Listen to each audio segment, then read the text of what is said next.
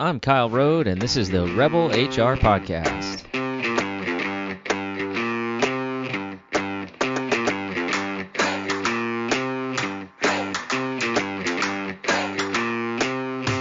Welcome to the podcast. Rebel HR is a podcast for HR professionals who are ready to make some disruption in the world of work. Follow us online on Facebook at Rebel HR Podcast, rebelhumanresources.com, or follow me on Twitter at Rebel HR Guy. All right, welcome listeners. I'm excited for our podcast today. We have two wonderful guests representing Apprenticeship America. We have Christian Gray, yes, that Christian Gray, and Sierra Marcourt joining us today from a fantastic organization helping us rethink how we bring people into organizations and look at training. So to get started, Christian, why don't you just give me a little bit of an overview about Apprenticeship America and your organization's focus? Yeah, so we started Apprenticeship America. Really, the idea started to formulate back in 2017, I believe. Met Sierra at the Iowa House of Representatives. I was clerking for a representative on the education committee, and she was working for an organization called IJAG. And it really, we both were in love with the program, what they do, and it's, our conversations were stemmed around how do we expand this? How do we do this in every classroom? And so a couple years later, we ended up starting it formally. And really, we're a workforce development company that is really trying to redefine school to work and adult education through new era apprenticeship programs. So not just your traditional trades, but we're talking software, accounting, computer aided design, really, traditional blue collar and traditionally white collar occupations. That's great. Sierra, what's your involvement with Apprenticeship America? So like Christian said, we met way back when, and I remember we were talking about school and kind of his journey and my journey and how we kind of collided at a really cool time in our lives. And we were leaning over the rotunda at the state capitol, just dreaming about how we can impact the education system and how we can change how people think about learning in general. But then we started talking more about these non-traditional learners that are particularly impacted by the JAG program, the Jobs for America's Graduates program, and then talking about, well, what does that look like on a larger scale, like Christian said. So we started talking theoretically, just big picture, how could we change the attitude around training? And then Christian brought his love and understanding of apprenticeships, brought that to my attention. I'm like, oh, this could work. We can make something of this. So really changing how people view apprenticeships and how we talk about them is really going to hopefully help impact how we can talk about training as a whole. But my heart is just so full thinking about Christian's love of apprenticeships and understanding of that, and then how we can reach those people who, again, are those non-traditional, quote unquote, but those typically labeled non-traditional learners. How can we give them access to the high quality training that they need to be the best in this workforce? So I guess I come in with understanding of the educational theory. Christian and I make a great duo. He can talk and he is wonderful at understanding the policies and stuff. And I kind of bring the understanding of how and why we learn in regards to all different types of learners. So that's kind of how we met up. I guess it's a long journey, Christian. We've known each other for, I'm going to say it was closer to early 2017, maybe even late 2016. So we've been at this for a while, just brainstorming, and now it's finally happening, and here we are. It's a blast. It's a great time. That's great. What do you tell an organization when you're talking to them about what you do, and they make a comment along the lines of, "Yeah, we do our own training in-house, and it's worked fine for years." What is your response to that kind of a reaction? The eye roll that I just gave you, Kyle. Yeah, I'm gonna let you take that one.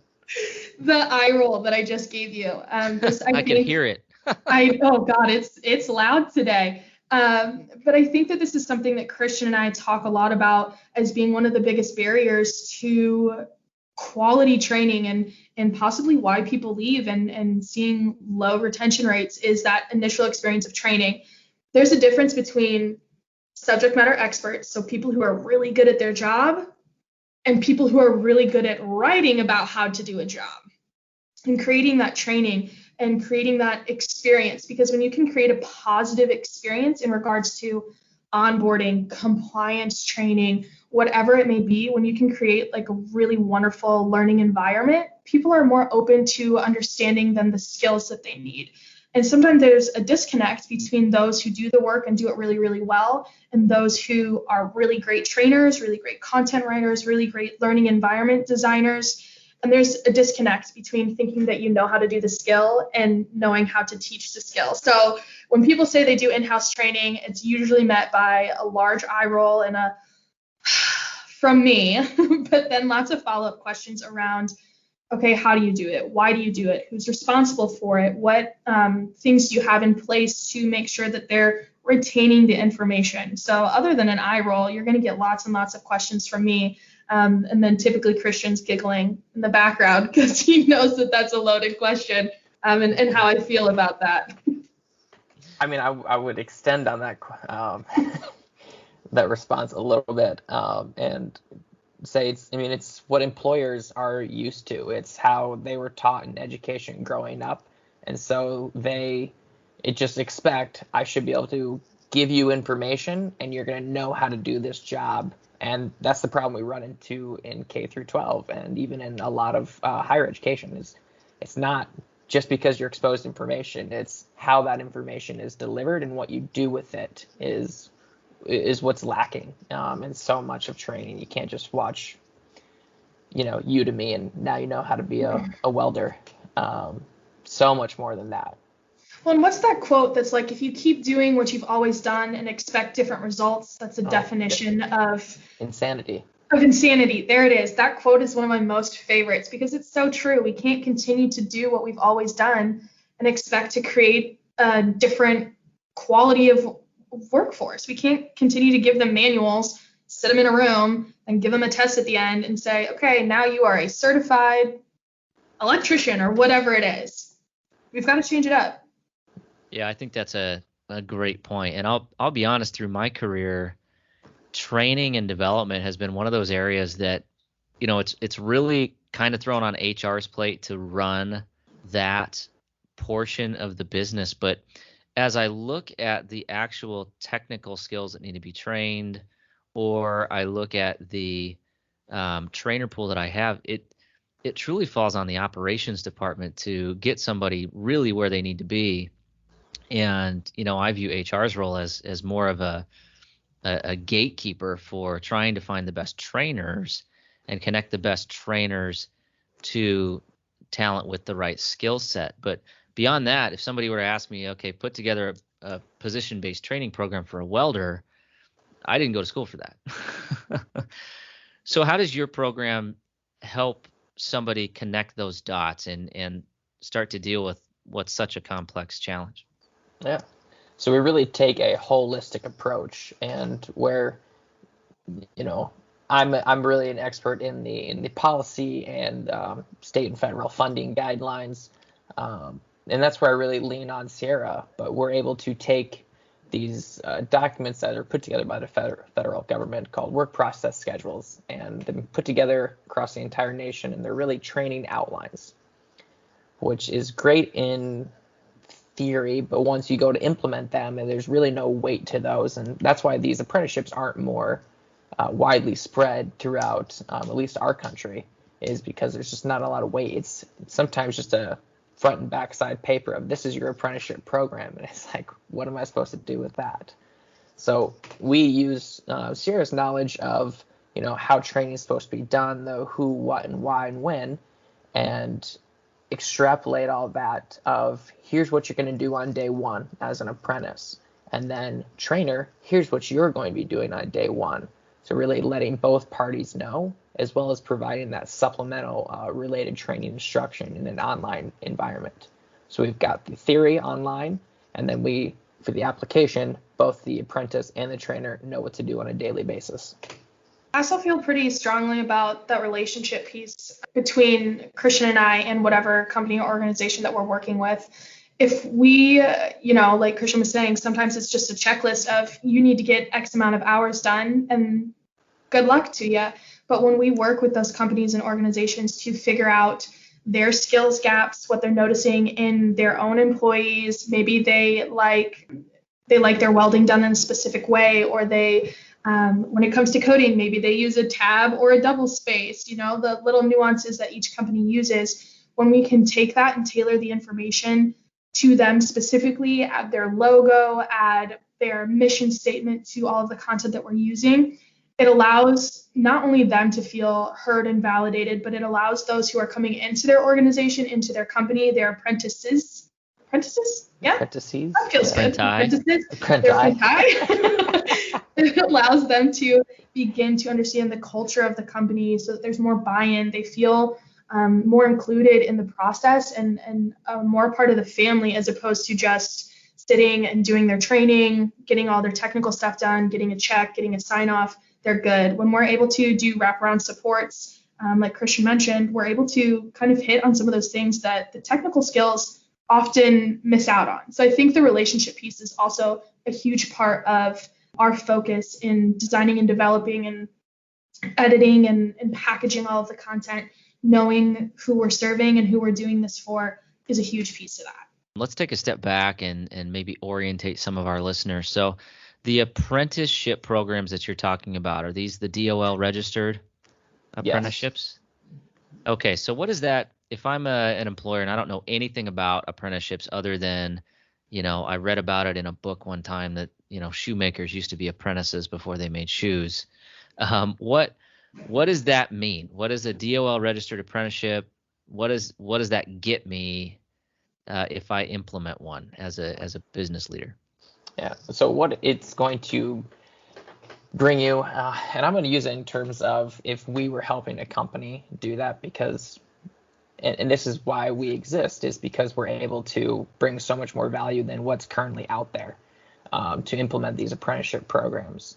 But once you have a DOL registered apprenticeship program, you are going to be, what's the word I'm looking for? Legally eligible for all types of different sources of funding, state and federal workforce grants, Title I, Title IV funding to really help your business, train your workforce, even do recruiting. Maybe you have someone you want to hire that might need cost or help covering their housing costs, transportation, really any of those barriers to education. That's where we can utilize Title I and Title IV funding. So we're able to access, I just was looking at a statistic the other day, something about like 54% of students either don't go to college or drop out of college due to the high costs. And when you have so many different employers saying you need this college experience to apply for my job, well then right away, businesses only have access to 44% of the pool of applicants. So if we can increase that by creating that opportunity door at the front of that business, that's what you're getting as a Department of Labor registered apprenticeship program, as well as all the training resources you need. And eventually it doesn't actually cost you anything because of the workforce development grants we leverage. So it's a little bit of work up front to structure the program and to build it, of course.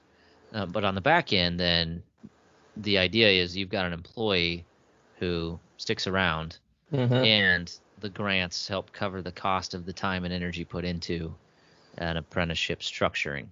Correct. Well, and not only do you have an employee who sticks around, you have an employee who sticks around who is highly qualified, who is trained the way you wanted them to be trained, who knows what you want them to know, who is bought into your company's culture, who is kind of ingrained into what you do, and they also have all of the content knowledge that you wanted them to have. So it's a win-win-win all the way around. It's a really beautiful experience when it's pulled off and done right. And the way that Christian describes all of the funding for it, it's pretty incredible. It's pretty incredible the work that can get done. And to me, the piece that I get most excited about is that those workers, those employees that you now have in your company, yes, they know your skills and stuff, but they're a part of who you are. They've now been with you for 2, 3, 4 years to get that registered apprenticeship, that apprentice, master, craftsman, journeyman's license, whatever it is at the end of their apprenticeship. They've been with you for a while, but you get to learn alongside them and kind of help shape and mold them to be your ideal employee, as opposed to getting someone who did 4 years at the University of Minnesota and is now going to come down and work in Texas for you, and they have to do a whole cultural shift and they have to learn all of these little nuances. Through an apprenticeship, you kind of get to be a part of that process the whole way through, so that at the end of it, they are a perfect fit for you, for your company. They're happier, they're well trained, and it's just, again, just win, win, win, win, win all the way around for everyone. Yeah. And while it is, it is a little bit of work up front, I do like to talk about employers about a concept, the perpetual workforce wheel. After your first year, you get that apprenticeship set up and you have that person go through their first year. Well, guess who you're going to use to train the next person coming in? You're going to use that same perpetual workforce. As someone goes from a level 1 apprentice to a level 2, they're going to turn around and train level 1, and you're just going to keep this cycle going. That's an interesting model. So you mentioned that there is some, there's some grants available. What different types of fundings are available for an employer that's listening to this and thinking, yeah, this makes perfect sense. How do I, what is the benefit and how do I sell this to my organization? Yeah. So specifically, I'll speak to Iowa, even though because it's a little bit different in every state.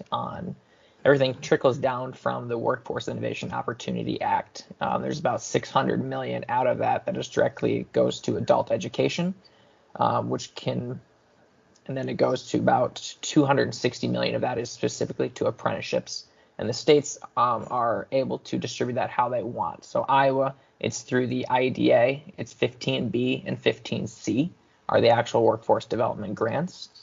And then once you have a DOL apprenticeship, you then get access to the federal money, being on what's called the eligible training provider list, Title I and Title IV. So we have in Iowa here a budget of about $25,000 for the first year, and then up to $9,000 a year for every year that you have a registered apprenticeship program. And it sounds like a lot, and that's where we come in to really just make this entire process turnkey. So I really try to do my best not to overwhelm people with the grants. Just say, I handle everything. Don't worry about it. Just know this isn't going to cost you a dime in the end, and it's going to be 150% ROI. So you hit the easy button. Yes. And that's where your organization comes in. Yes. It's taken a few years for me to learn these grants, so I can't expect to explain it in a conversation. I have apprentices, whatever we want to call them. In a few of my locations, actually none in Iowa, but I have some in Michigan and North Carolina. And yeah, you're absolutely right. The grant programs are significantly different depending upon which region we do it in. But our experience has been exactly what you described, where we've got individuals that it's very structured program up front.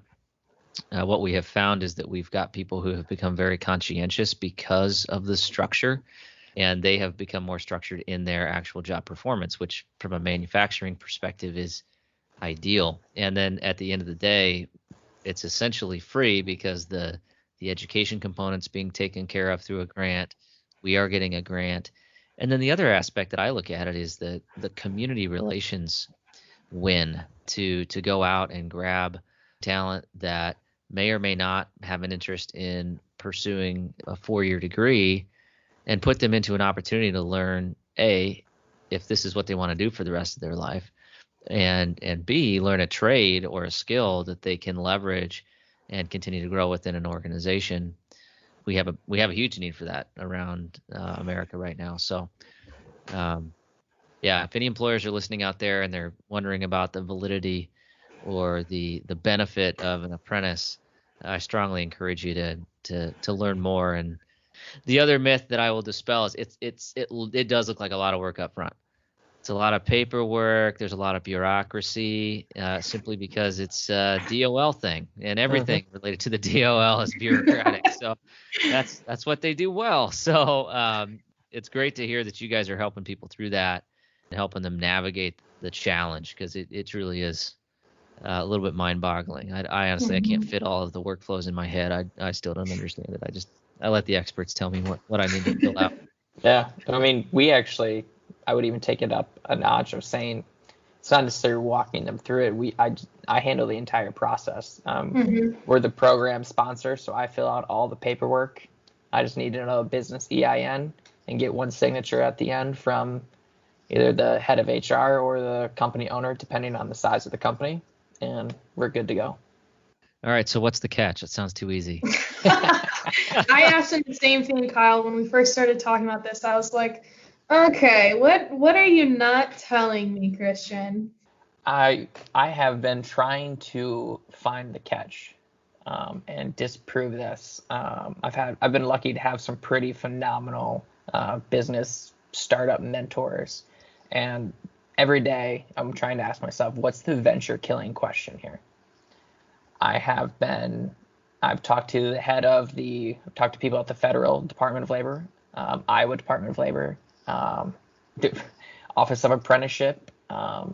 No one is really approaching apprenticeships the way we are, by making the company its own training provider, providing online education. So there's we're asking a lot of new questions, and we're like, can we do this? And they're like, well, you can't not do it. So yes. So I'm all about that. And that really just allows us to listen to the needs of businesses and create a program that fits not only the needs and logistics that you need to have a sustaining, profitable company, but also what are the needs of your learner.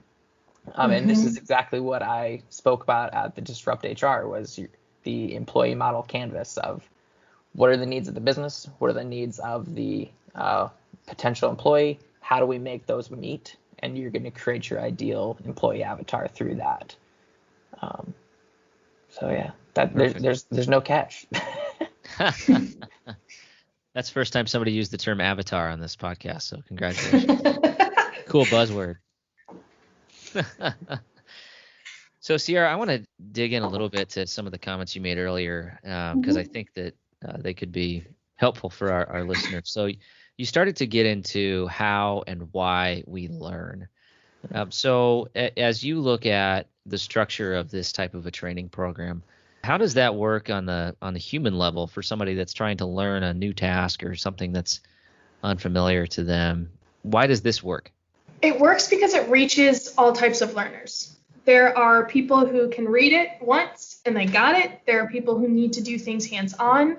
There are people who need to watch people do it. So when we are able to take the content that's out there, whether it's videos, whether it's the on-the-job training pieces, and kind of make it all one cohesive unit, regardless of your learning style, you're going to get the information you need. It goes back to universal design of learning theory, and it talks about meeting your learners where they're at and providing them multiple opportunities to take in information, to practice information, to show what they know. So by being intentional in putting in all those different types of interactions within the content, within the on-the-job training, within the instructor-led training, the computer-based training, and every little piece that we do, when we take the time to design and to insert different types of levels of engagement, different levels of action and expression, different levels of representation, we're able to meet everyone wherever they're at in whatever way makes the most sense for them.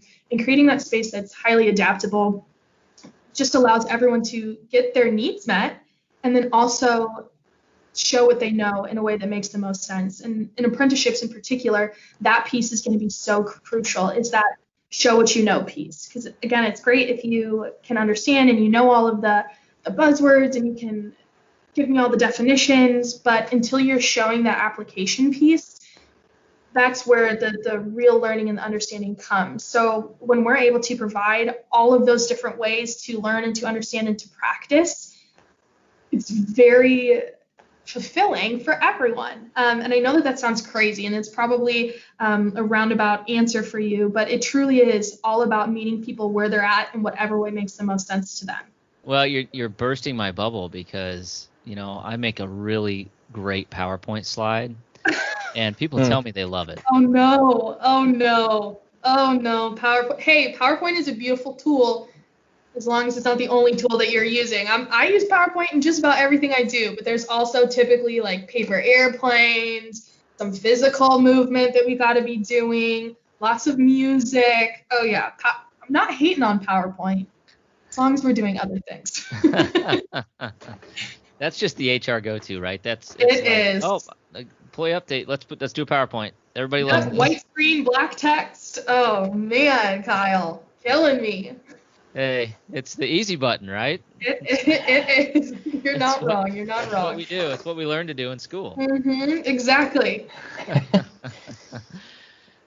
Really interesting to study what other companies are doing. And so I'm sure you're aware Amazon actually banned PowerPoint.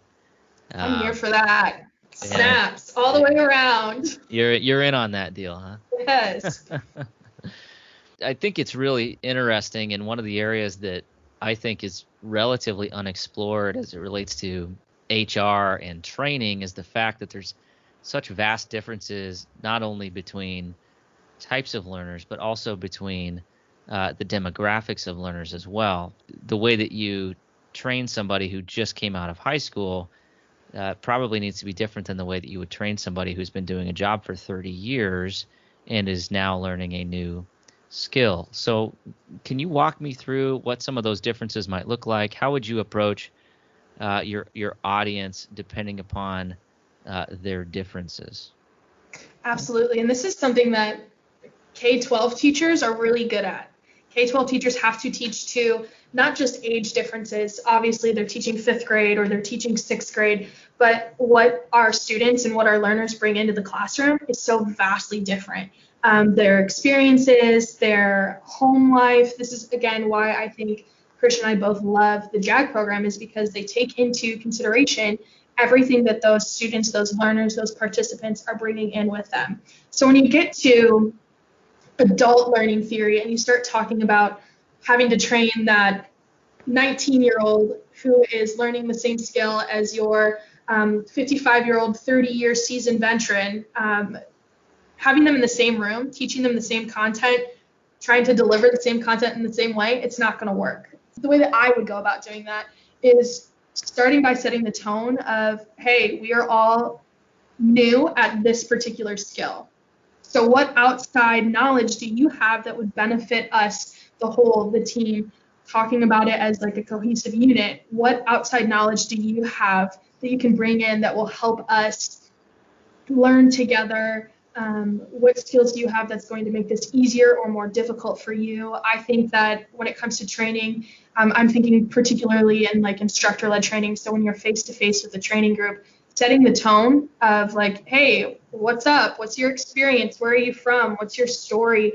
Kind of getting a little bit of a background is a great place to start. But then in regards to actually delivering the content, I feel very strongly about group work and reflection and discussion-based training. So pairing those two people up. So if you're in a room with a bunch of people, maybe pairing your most seasoned veteran with the young gun freshly out of school, to allow them the space to ask questions, to share that knowledge, but also being very vocal about the fact that there are going to be some serious differences, and that's okay. That's what makes our workforce more well-rounded. That's where we're going to, experience some growing pains because I'm faster at responding to text messages than my dad is. But that's not good or bad. Both are valid. Both serve a purpose. Me responding quickly is because I'm typically on my phone. My dad responding slower is because he's typically better at being present and in the moment. So validating those differences, calling them out when we see them, and then using them to learn from each other to create a more not only inclusive but like challenging environment where we feel comfortable calling each other out and asking for help. It takes a little bit more time to do that, and you have to create that space of trust. But I think it all goes down to company culture and like what kind of environment are you wanting to create. But being able to leverage those different levels of knowledge is super fun, and it creates some really awesome experiences and really authentic relationships and some very natural mentoring opportunities. Yeah, it's mentor-mentee, and setting expectations for both parties to have understanding of where each other is coming from. Just open communication. But sometimes I worry that when you get into an environment where everyone immediately turns to that either older or more experienced person as the mentor, there's a huge missed opportunity there, because that student, that young gun, has a different way of thinking. They have a different experience. They have a different skill set. It's not better or worse. It's just different. So when we immediately turn to that older person or that more experienced person as a mentor, I think that we miss out on a lot. So just being very mindful of, there are going to be times when you're going to be learning from someone who is fresh out of whatever, or is only 17, or whatever the case may be. So just, again, like Christian said, open communication, calling it out at the beginning that in this particular skill that we're learning, in this particular training that we're going through, everyone in this room is a novice, and calling that out, and just being, again, vocal and open to the different types of learning that are going to happen in that room or in that online environment, or whatever the situation may be. But just calling it out, open communication, and then creating the space where everyone feels comfortable to experience new learning situations. Great. So Christian, what led you to feel like this was the path that you wanted to go down? What prompted you to start this, and where did that idea come from? Well, I've always been frustrated with education from a very young age. I was fortunate enough to, not by any means a wealthy family. I'm one of 7 kids, so I was homeschooled. And that really gave me a fantastic foundation to explore who I was as a person. And when your mom is your teacher, your biggest fan, she's going to encourage you to go do whatever you want because you have no boundaries, because I'm your mom and I'm going to encourage it. So fantastic education up till about 7th grade, when I transitioned into public school. While homeschooled, I was excelled in math and science. I always wanted to be an engineer. I really wanted to be a Mythbuster from the Discovery Channel. So that was my dream of growing up. So I was always working hard at math and science. I was doing 2 grade levels ahead until I got to public school, where I had to be put with my age group and not my skill level. And from then on, I was just really disengaged, but still prepared my entire life to be this mechanical engineer. I was going to Iowa State University, ROTC, Army Corps of Engineers, and then I was going to go be a TV personality with engineering. Then I finally job shadowed an engineer the spring of my senior year, right before graduation, and I was like, oh my gosh, I can't do this. Like I too much of a people person, and not knocking engineers at all, but I need to be active, moving around, speaking, working with people and kids. And I was just like, oh my gosh, I just basically I just feel lost. No idea what I'm doing with my life anymore. If I would have been exposed to being an engineer much earlier in life, as a freshman, I could rethink things and probably have avoided a lot of pain, mental pain of not knowing what the heck I'm doing. And then getting to college, went to University of Northern Iowa for a year, realized so many people have that same issue of, I have no idea why I'm here, and I'm going to pay 25 grand or more to figure it out. And I just could not get on board with that. So I ended up dropping out sophomore year and just started to learn as much as I could about K through 12. Ended up figuring out that wasn't the greatest approach, just due to bureaucracy of, if I want to change K through 12, I really need to start at the top, and that's helping businesses. That's where the money comes from. Businesses influence policy. It's where the money flows. So if we want to change the way K through 12 is done, we need to change the way businesses view education and training, really, project-based learning, work-based learning, and get employers involved in education much earlier in life. So that's why I'm obsessed with the JAG program, because if I was 14 in high school and I had an employer come in and tell me what engineering was like, I would have totally changed the trajectory of my life. But I love where I'm at, so I can't say I would do it any different. I just think there's some mistakes that could have been avoided. I'm still trying to figure out what I want to do when I grow up. I don't know about you guys. Yeah, I mean, it's such a common story, but in human resources, human resources wasn't even an option for me when I was going to college. I was actually a business major in marketing of all things. And I got this job because it just randomly happened to be open at the company that I got a job at right when I graduated college. So went and worked in human resources, and I fortunately I had a knack for it, and I learned to love it. But it's not always fun, right?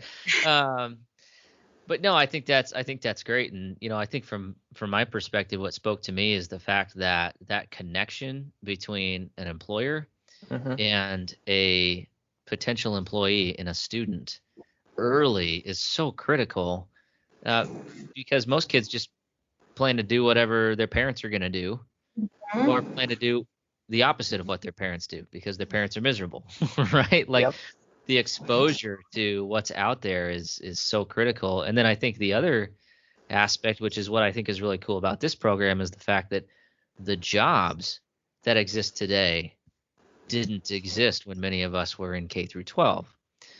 Who is your target apprentice? Who do you work with? Where do you start as you're looking at making a connection to a job for an employer? So with an apprenticeship, you're really hiring based on potential and not on credentials. Existing credentials kind of defeats the whole purpose of an apprenticeship, is you're going to learn those credentials. So this kind of brings in the conversation of a pre-apprenticeship program, which is where we come in and develop that training to really get the interest of a potential apprentice. So the apprentice is coming to the business and not necessarily the business looking for the apprentice. Where, our dream here is to be able to have our website as a resource for local schools and counselors to be like, hey, if you're looking to be a welder or software developer, go to this website and they're going to show you all of the local businesses who are hiring and have apprenticeship programs. And you can go take an hour-long course to gain some basic knowledge and understanding of what it's like to work at that company. And then if you complete that course, then the employer knows that they should reach out to you because you're interested, and they can help foster that relationship and really start to bring you in there. It's really set up to be a marketing piece for that company. And so they don't necessarily have to go out and look or do their own recruiting. We should be able to articulate the job and opportunity well enough to where people are inspired to come work at the company. So you're kind of flipping the script on recruiting, where we go out and we try to figure out, okay, who has the qualifications, and I'm going to hire that. You're putting the search in the hands of the candidate to go find the companies that they think would be a good match. Empower the people. Empower the people. Yep. I like it. We just got our headline, a little quote for the podcast. Empower the people. The title of this podcast, Empower the People. Apprenticeship America. Empowerment. Employee empowerment is one of my favorite terms. It's an alliteration. Yeah, well, that too, I like that. But I actually like it because for me, when I hear employee empowerment, that means get somebody to do something that I don't want to do. So I'm going to empower that employee. Driving the human behavior that you're after. Right. Incentives. We're all lazy at heart, right? 100%. I'm going to empower you to take on this project. Yes. I really don't want to do this project. But I'm going to get you excited about it. Yeah, we're going to motivate and inspire. And you know what? It's going to be a great developmental opportunity. This is what I do. Buzzwords. Oh, really, you're good at it, because I'm bought in. Whatever you're feeling, I'll do that project. Sold. Yeah, my other favorite is developmental opportunity, which is a great way for saying this is really going to suck. Yep. Opportunity for growth. Yep. Yeah, I love it. I grew up in that, right? I mean, I grew up in the early 2000s working for Target using the GE model, and there was no problems. There was only opportunities, and it just gets ingrained in you. That was my apprenticeship. Unintended apprenticeship.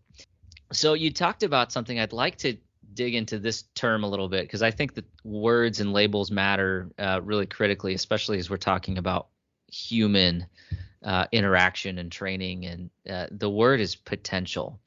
So how do you identify potential, and what is the definition of potential for your organization? Potential to me is about initiative. If you have someone who takes the initiative upon themselves to be a self-starter and they will help themselves, I think that is a lot, some basic human traits that we don't see a lot today. And if we can inspire through, through marketing for people to take a course to learn a little bit more, and then here are the next steps without adding any hoops or barriers, to me, that shows the potential. If they're willing to change their life, even by an hour, it is astounding how many people won't even complete an hour-long course. But now that we have, they know why they're completing that course, that's going to drive the behavior that we want, and that's going to be the type of person a business is going to want to hire. So we just talk about rightly aligning human incentives is really what we're trying to do. I think to me, this potential piece is everyone has potential. Everyone has the potential to be great, to do wonderful, amazing things, but oftentimes either by society or by ourselves or by our family, we're painted into a box of here's what you need to do, here's what you're good at, here's how it looks, here's the steps you need to take to get here, here's the degree that you need to get. We're so often painted into that box that we might not be being our most authentic self and truly following what we are passionate about and where we feel the most comfortable. And to me, that's where the potential is breaking down those barriers to being your most authentic self and finding out what you love to do, what you're naturally good at, and having the space to do that and learn about those skills and a job at the end of that. It's so beautiful. So for me, potential is yes, within everyone. But like Christian was saying, it's that first piece of going out and taking one step, even if it is just that hour or whatever it is. But I think that when we can remove all of the gunk that's in the way of us exploring different options and going that quote unquote non-traditional path of not going to college. And I really hate using the term non-traditional. It's just different. But going in a path that makes the most sense to you, when we can remove the stigma from that and allow everyone to be their truest self and do what they're good at, that's when that true potential comes and they feel confident enough to take that first step of that hour-long introduction to winemaking, because that's an apprenticeable occupation. That's fun. Maybe that's going to be my encore career. I'm going to go get my journeyman in winemaking. But I think that when we can change the discussion around how and why we do what we do and allow people to be true to who they are and what they want to do, that's when that initiative kicks in, and that's when they are reaching their full potential, because there's nothing in the way of them living their best life. Living their best life in a vineyard. Yes, right? This is sounding better and better. Hey, this is, sign me up. The way 2020 is going, that just sounds great. Right? Mm-hmm. I love the comment on labeling it non-traditional, because isn't it ironic that apprenticeships are one of the most traditional forms of education that exist in everywhere but here society? Everywhere. Well, and just the longevity of it, the history of apprenticeships. This was how people learned to do their job before, quote unquote, traditional education was a thing. You went and you shadowed and you learned the skills. And your shoemaker analogy at the beginning, yes, people learned how to make shoes by watching people make shoes and learning alongside them. And monkey see, monkey do. Non-traditional. In my world of manufacturing, we are doing this. We are essentially doing an apprenticeship model, because most of what we do is shadow a job, try the job, and prove to me you can do it. But what we don't have is a really great structure around it a lot of times, or we have a trainer who's not thrilled to be a trainer, or, we have a job that isn't documented well enough that we can actually show somebody how to do it correctly, and we set somebody up for failure. This just makes a lot of sense for me, and I think a lot of our listeners will agree. Yeah, I think there's far more businesses out there that are doing apprenticeships, an internship, very similar. What we really want to help do is, maybe that internship or your undocumented apprenticeship is working, but is it working at 50% efficiency? Mm-hmm. So we really would love to work with those employers who are already starting to do that. Come in, let's optimize it, and let's bring some state and federal funding to really help cover the costs. What is your favorite story of somebody that your organization has helped succeed? We are able to help K-Park Manufacturing, if you're listening, love you guys, to set up a welding apprenticeship program for them and give his daughter, the owner's daughter, actually the opportunity to go through their welding apprenticeship. And now they have their second person going through it as well. So, I mean, the first one, I still near and dear to my heart, that first apprenticeship, but know that we're utilizing it as a system now, and it just was a one-time thing, but just giving those people that opportunity to increase their, it's not always about money, but not having it is, whatever that Kanye West quote is, to raise people's financial ability, and just allows them to do more things in life, relieve stress. I'm all about that. It's not the greatest answer to my favorite story, but the first one is just always the best to me. Hey, you dropped Kanye, man. It's all good. It's all good. 2020, man. Relevant. Way to be relevant, Christian. Sierra, what is your favorite story? So mine is about a particular young man who actually went to the high school that I coach cheerleading at. And so I got to see this young man kind of grow up. I've known him for 3-4 years. He struggled in school, didn't love it, good, smart kid. But when he graduated, he didn't really know what he wanted to do. So he just did some odd jobs here and there. And then we connected him with sheet fitting. Is that what it's called? That's a thing, right? Sheet fitting? Cool. I think that's what it is. Pipe fitting? No, it's when they make HVAC stuff. Oh. Okay. Got it.